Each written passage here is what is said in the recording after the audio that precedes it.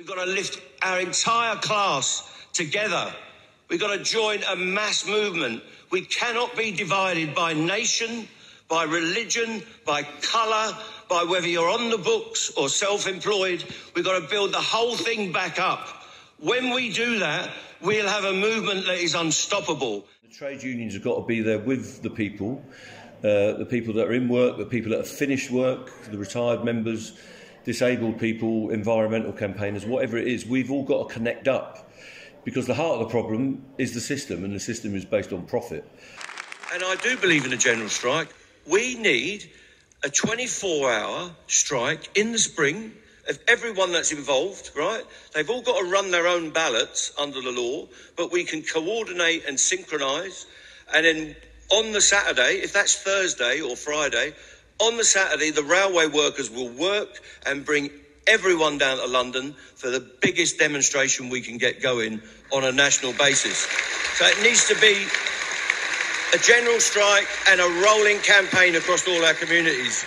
You mentioned there about the idea of a general strike in spring. I mean, can you say a little bit more about that and what you'd like to see that day? Well, there's so many campaigns going on. The law in this country is you've got to run each strike. I mean, this national rail strike we've got is actually 15 parallel strikes. There's a lot of that going on, the hospitals, the schools, Royal Mail and all the rest of it. So if we can synchronise, it may not be called a general strike, but it will look something like a general strike, and it will put the companies and the government under pressure to fund our public services properly and pay our public sector workers properly. So it's all part of one campaign.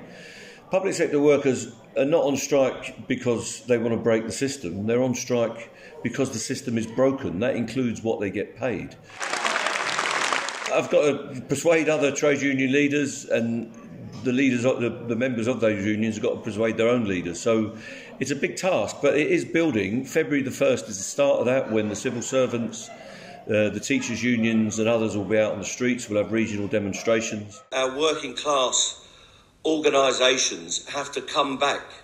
We are back in the profile, but we have to go back into these communities, because people in this country, in this valley, in this nation and in the UK are ready for change.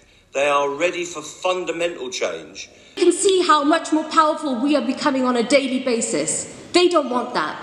The trade unions are resurgent, and I've joined picket lines with union members who are very rightly demanding higher pay. It was great to hear people from all sorts of parts of the movement, MPs, community activists, and of course topping it off of a choir. That's what we need. I said in the speech that we need to be in temples, we need to be in synagogues, mosques, churches, town halls, because that's where the working class are, and we need to be there with them.